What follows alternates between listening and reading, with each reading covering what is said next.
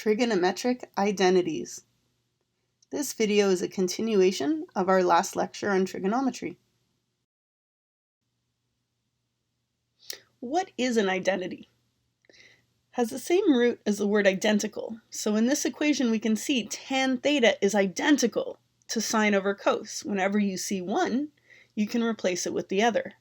And so as we go through some trigonometric identities, we are constantly going to be replacing anything to do with tan or cotan or cosecant or secant with something to do with sine or cos.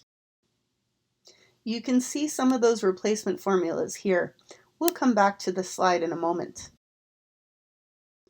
The main trig identity we will be using comes from the unit circle.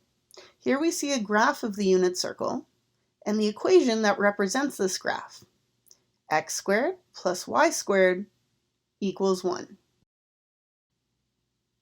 Last lecture, we saw that we can choose an angle theta and use it to create the right angle triangle in this picture. The point at the top of the triangle therefore has x coordinate equal to cos theta and y coordinate equal to sine theta. If you substitute cos theta and sine theta for x and y in the equation of the unit circle, you get the most commonly used trigonometric identity, cos squared plus sine squared equals 1. Here we have our summary of basic trigonometric identities again. We will be using these identities to prove more complicated ones. You can see the identity we just proved in the bottom section. It is the first of the Pythagorean identities. This list is not complete. However, for our purposes, this will be sufficient for proving most facts about trigonometry that we are likely to see. Notice how the top left section contains definitions that we talked about in class. You can take the top right identities to be definitions for tan and cotan. The bottom identities, however, look like something you will actually have to memorize. No, you will not have to memorize these identities. We are now going to learn how to derive those identities from the top one. And the top one we derived from the equation of the unit circle. Okay, here we go. Let's start with our equation of the unit circle. This is called the Pythagorean identity after the ancient Greek mathematician Pythagoras.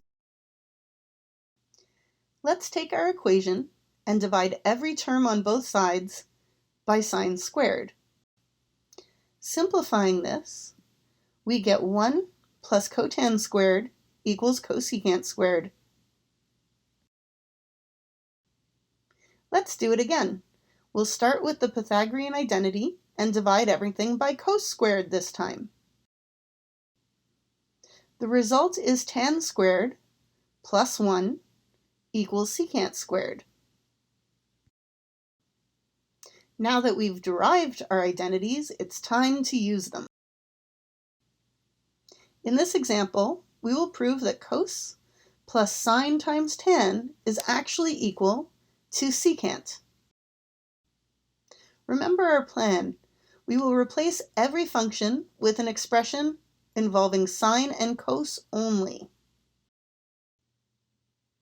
We set up our page so that we can work with either side independently. We don't yet know if the left side actually equals the right side yet. We keep them apart, doing arithmetic and applying basic trig identities to each until they look the same.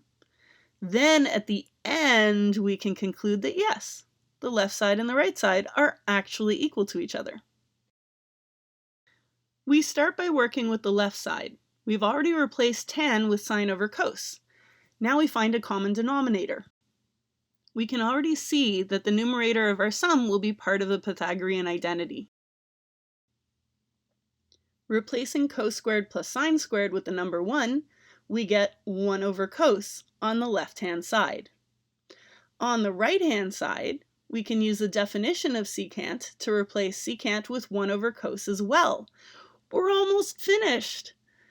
The last step is to explain why each line is true. Our first step on the left-hand side, we used a trig identity, or you can say we used the definition of tan Both are correct. The next line is the result of arithmetic, where we found a common denominator. The last line used one side of the Pythagorean identity to replace the other.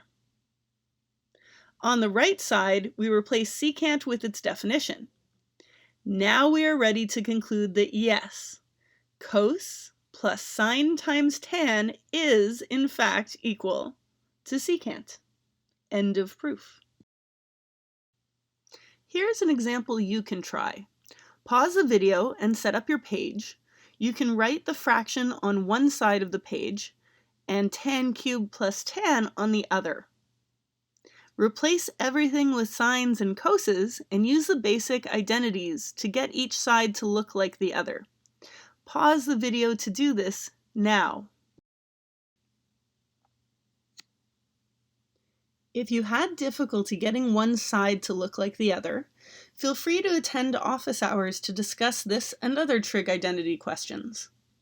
In general, trig identities can always be proven by replacing everything with sines and coses and applying basic trig identities.